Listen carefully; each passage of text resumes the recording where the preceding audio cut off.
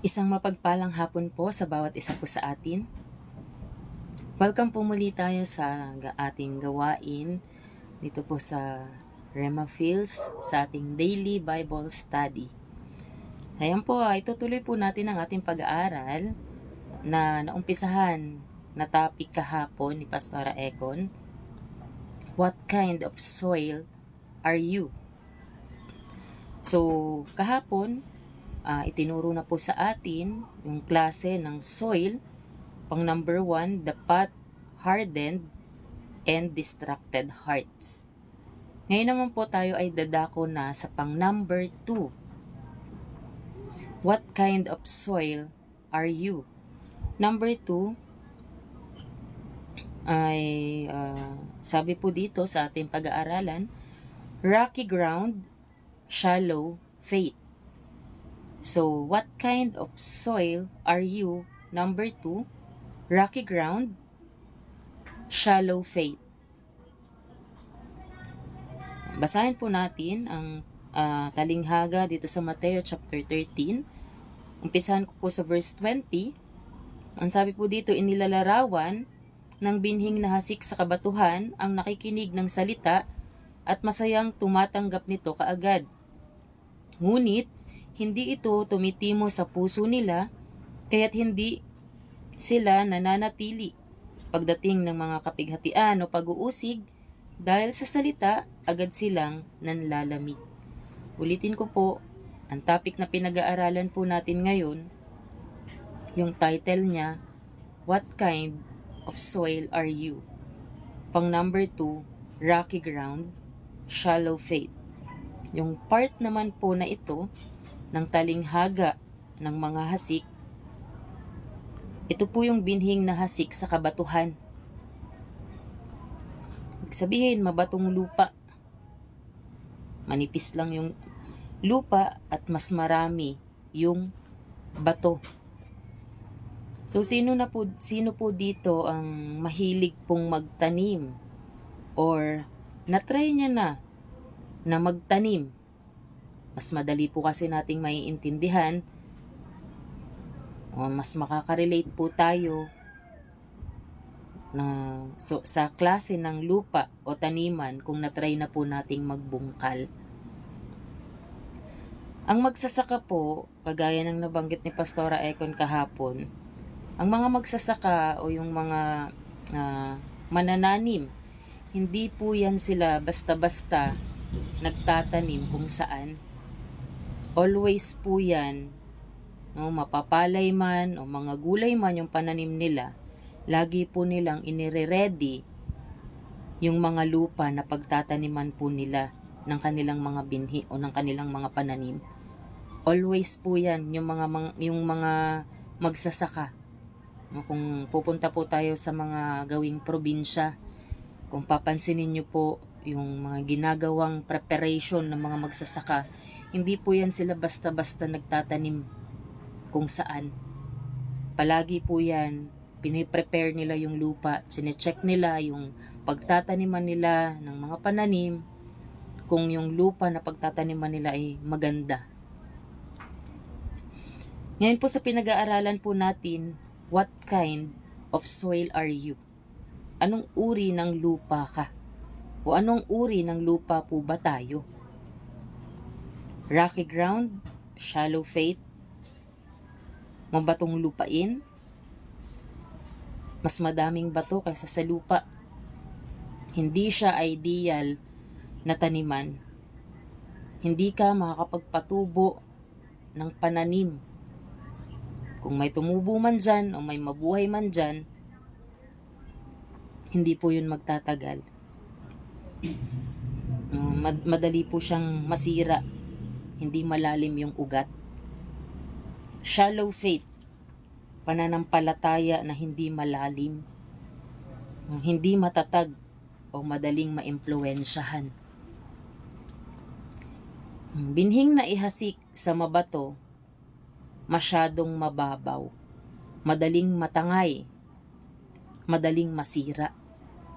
Kung titingnan po natin sa buhay pananampalataya, ibig sabihin, walang matibay na pundasyon. Kung i-relate, kung titignan natin sa Christian life, sa buhay bilang isang mananampalataya, kung ang binhi ay maitanim sa mabatong lupa, hindi matibay, walang maayos na pundasyon, hindi matibay yung pundasyon sa pananampalataya, hindi malalim na nauunawaan ang salita ng Diyos. Kaya kapag may dumating na pagsubok o problema, agad na bumibigay, agad na nabibigatan, agad na sumusuko, hindi kayang labanan ang mga pagsubok, hindi kayang tiisin ang hirap. Ganun po inihalin tulad yung pananampalataya ng isang tao kung ito po ay naitanim sa mabatong lupa, no? Matigas, mabato.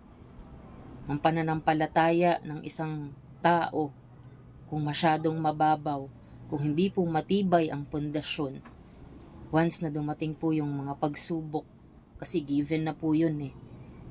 Hindi naman matatapos sa tinanggap lang po natin si Kristo, kundi kinakailangan po nating magpatuloy. At sa pagpapatuloy po natin bilang isang mananampalataya, kagaya ng sinasabi ng salita ng Diyos, hindi tayo titigilan ng kaaway hanggat hindi niya tayo mapapaalis sa pananampalataya natin sa Panginoon. Kaya nga naparito siya para magnakaw, pumatay at mangwasak. Hindi siya titigil, hindi siya hihinto. Kaya along the way, dapat expected na natin na talagang babatuhin tayo ng mga problema, ng mga pagsubok. Kaya nga maganda yung mga itinuturo po sa atin para na-check po natin yung sarili po natin, kung anong klaseng pananampalataya meron po tayo. Ito ba ay merong malalim na pundasyon na hindi ka basta-basta mabubunot kapag may problema, kapag merong mga pagsubok na dumating.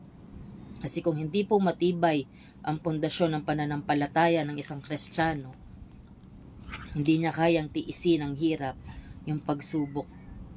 Baka isa po tayo, no, yung faith natin, yung Christian life natin ay nasa rocky ground, shallow. Yung faith masyadong mababaw. No, sa pananampalataya, kailangan ng matibay na pundasyon. At napapalakas o napapatibay lang ang pundasyon ng isang Kristiyano sa pamamagitan ng pag-aaral ng Word of God, sa pamamagitan ng panalangin, sa pamamagitan ng fellowship. Ang mga magsasaka, inaayos po nila yung mga pagtataniman nila.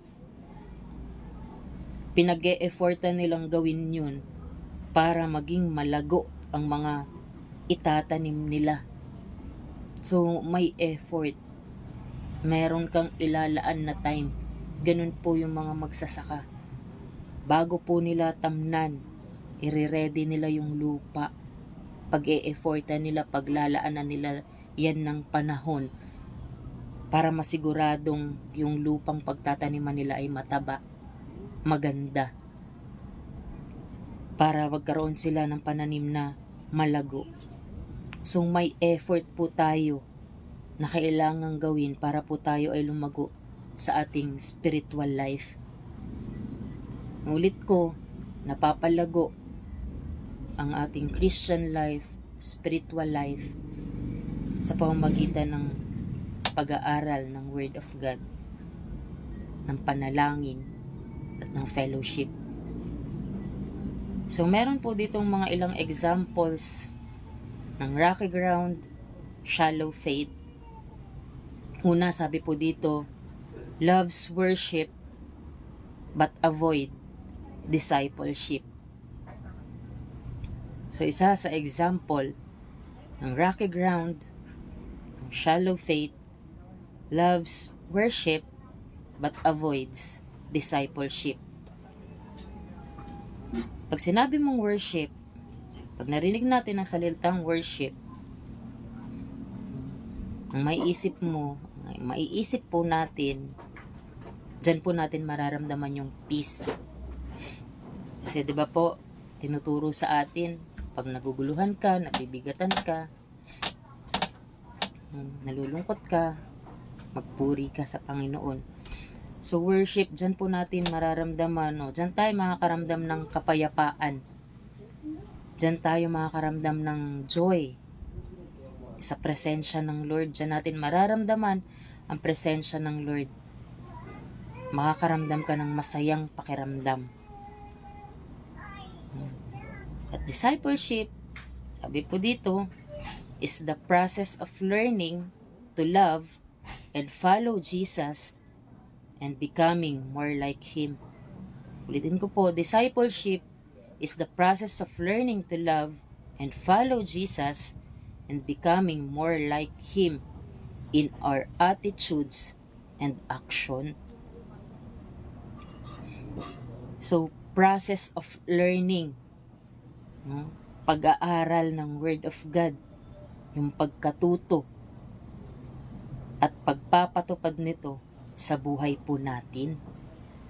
Hindi mo lang basta narinig, kundi kinakailangang ipatupad yung mga natututunan po natin. Kung susundin po natin, babaguhin po tayo ng salita ng Diyos. Babaguhin tayo na maging kagaya ng Panginoong Hesus. Discipleship, sabi nga, becoming like Christ. Maging Christ-like. Huwag po tayo magstay sa pagiging mababaw. At ang discipleship po ay may kalakip na responsibility. Minsan gusto lang natin, sabi nga, loves worship but avoids discipleship. Minsan gusto lang natin yung masayang pakiramdam. Pero kapag tinuturuan na tayo na kailangan nating maging disciple, maging kagaya ni Kristo, minsan hindi na natin gusto. Umaayaw na tayo. Umaatras na tayo. Kapag meron ng pinapabago sa atin, minsan hindi tayo payag. Kapag may pinapaalis na sa atin, minsan ayaw natin, hindi tayo pumapayag. Gusto lang natin yung masayang pakiramdam. Ngayon, isa po yan sa example ng rocky ground. Loves worship, yet ayaw ng discipleship. Discipleship, process of learning to love and follow Jesus. Maging Christ-like. So, i-check po natin yung sarili natin. Huwag po tayong magstay sa pagiging mababaw lang. Kasi sa pagiging Kristiyano, sa paglilingkod sa Panginoon, hindi always masaya. Hindi always smooth. Amen. Pang number 2, sabi po niya dito, faith is strong only when life is easy. So, faith is strong only when life is easy. Kapag umaayon pa sa pakiramdam mo yung sitwasyon, okay ka pa. Strong faith. Meron ka pang strong faith. Kasi umaayon pa sa sitwasyon. Maayon pa yung pakiramdam mo dun sa sitwasyon. Smooth pa. Madali pang malampasan. Kapag madali pa yung sitwasyon sa buhay, dun lang tayo malakas. Pero inuulit ko po, along the way, hindi po magiging madali palagi. Sabi nga, ang nakipag-isa kay Kristo, kung sino mang ang nais sumunod kay Kristo, itanggi mo yung sarili mo, pasanin mo yung sarili mong krus. So, hindi po madali. Hindi po madali, hindi palaging madali. Pero sa kabila po ng hindi madali ang pangako ng Diyos, kasama po natin siya palagi. At sabi pa nga po niya sa kanyang salita, lakasan lang ninyo ang inyong loob dahil napagtagumpayan ko na ang sanlibutan. Sa kabila po ng hindi talaga madali ang pwede natin pagdaanan o daanan sa pagiging isang mananampalataya, sa pagiging isang lingkod ng Panginoon, pangako ng Lord, kailangan lang nating lakasan ang loob natin, stand firm sa faith sa Panginoon. Kaya nga dapat malalim ang ugat matibay ang pundasyon ng ating pananampalataya sa Kanya para hindi po tayo basta matinag, para makayanan natin i-overcome yung pressure na pwedeng ibato, iparamdam ng kaaway sa buhay po natin. Kaya po always sa mga tinuturo po sa atin, at always i-check natin yung sarili natin kasi sabi nga araw-araw tayong tinuturuan at araw-araw pwede pa nating mabago yung sarili natin. Pwede nating ma-adjust kung ano ang dapat, kung paano dapat, kung ano yung mga dapat nating gawin. So, faith is strong only when life is easy. Isa po yan sa example ng rocky ground, shallow faith. At pangatlo, sabi niya po dito, quits church when correction comes. Isa sa example ng mababaw, na mababaw yung kakatanim o naitanim at mababaw yung pananampalataya. Madali kang mag-quit. Aalis ka agad sa simbahan kapag dumating na yung correction. Kapag nasisita na, ayoko na magsimba. Kapag nasisita na, kapag nako-correct na, ayoko na mag-ministry. Ayoko na maglingkod. Ayoko nang umattend. Hindi kayang tanggapin yung correction. Alam niyo po, maganda po na minsan nako-correct po tayo. Kasi ang correction is direction. I-redirect tayo ng Lord. Kasi ibig sabihin, kaya tayo kino-correct kasi mali na yung path. Dinadirect na tayo ng Lord. Kung walang correction, paano tayo madadirect ng Lord sa kalooban niya? Kaya nga, sa bawat isa sa atin, matuto tayong tumanggap ng correction, ng pagpuna, ng sita. At kung mababaw ang pagkakatanim, kung masyadong mababaw ang pundasyon ng pananampalataya natin, madali para sa ating iwan, talikuran ng Panginoon. With church, when correction comes, di masita, di mapagsabihan,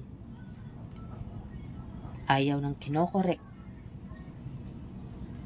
So, isa po yan sa sign na matigas ka, mabato. At pang number 4 na example, sabi niya po dito, emotional encounters without lifestyle change. Ulitin ko po, emotional encounters without lifestyle change. Ano po yung ibig sabihin nun? Napupuspos ka sa anointing, madali kang mapuspos. Emotional encounter, active ka sa mga activities, sa mga campings, fellowship. Diba? Kung papansinin po natin, madali para sa atin na mag-commit sa Lord kapag malakas ang anointing. Napupuspos ka sa anointing, active ka sa mga activities, fellowship, campings. Pero after ng mga event, wala pa ring nagbago. Sign po yan ng emotional encounters without lifestyle change. After mong mapuspos, after mong ano ka ng sobrang napuspos ka ng anointing, after ng event, walang nangyari. Hindi pa rin nagbago yung attitude. Walang nabago. Napuspos ka lang, pero walang pagbabago sa sarili.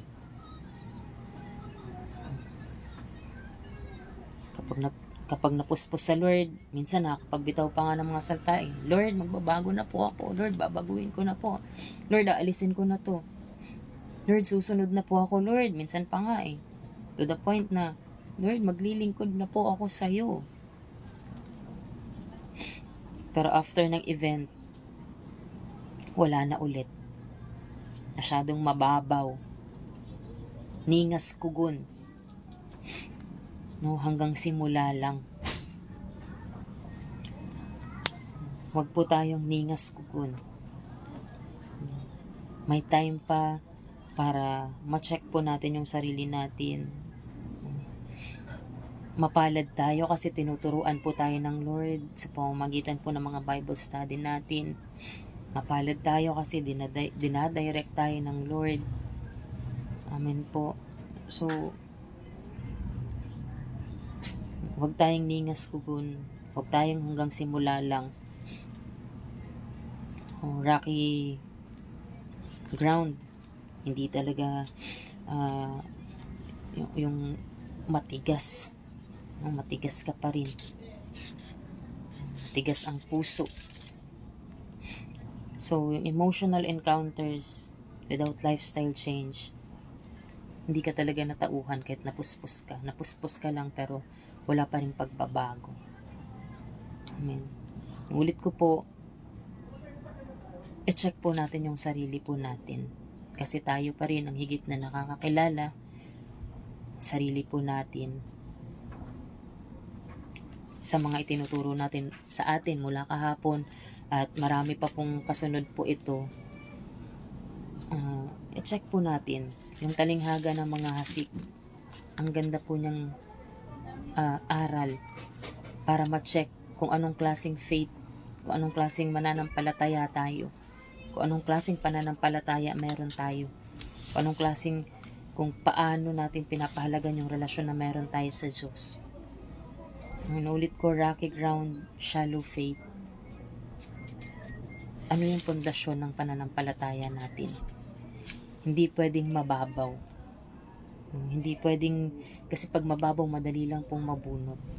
Hindi pwedeng,